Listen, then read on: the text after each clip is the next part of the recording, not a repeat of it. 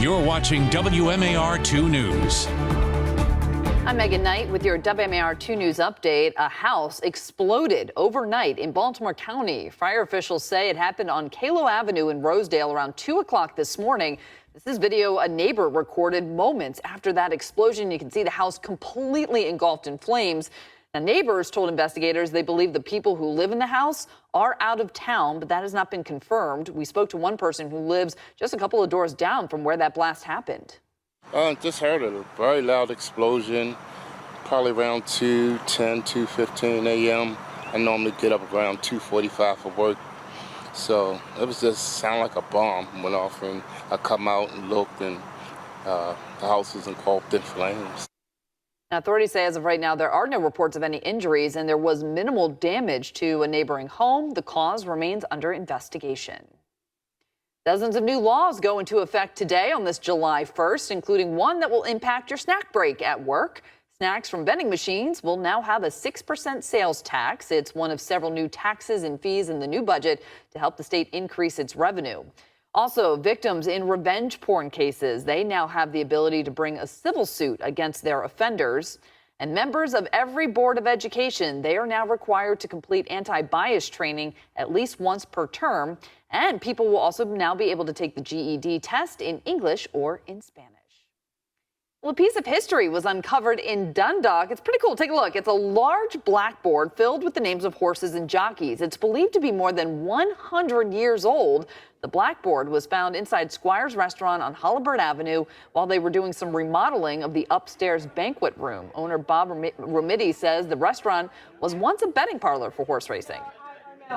They keep records of horse racing, and it was a race, two races, two different tracks. One was January the 6th, they're both January the 6th, 1929.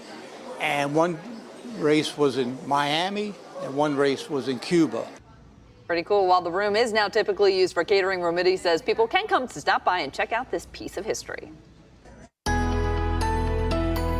Well, I do recommend eating lunch indoors today, so maybe that's a good stop for you. As we talk about your day today, right around the halfway mark of your Tuesday, we start to see some storm development off towards the western corridor, eventually pushing east. The 90s will grace us with their presence just before these storms push in. Afterwards, we're going to get knocked down about 10 to 15, even up to 20 degrees. So from the 90s to the 70s as we talk storms. Now, as we look at your futurecast, this is mostly hovering along the I-95 corridor and this cluster here.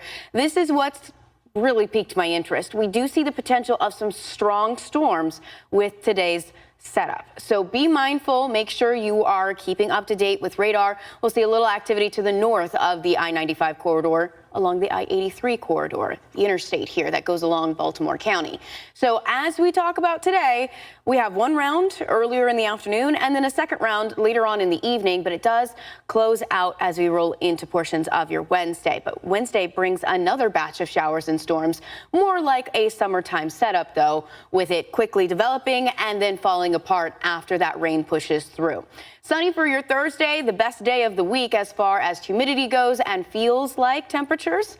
This will be the most comfortable. Friday, we start to reintroduce a little bit of humidity, but we're dry for the 4th of July. All right, Abigail, thank you. And you'll find the latest on the top stories of the day by going to WMAR2news.com. And for the news and weather while you're on the go, especially on a weather day like today, be sure to download the app. Thanks for watching. I'm Megan Knight.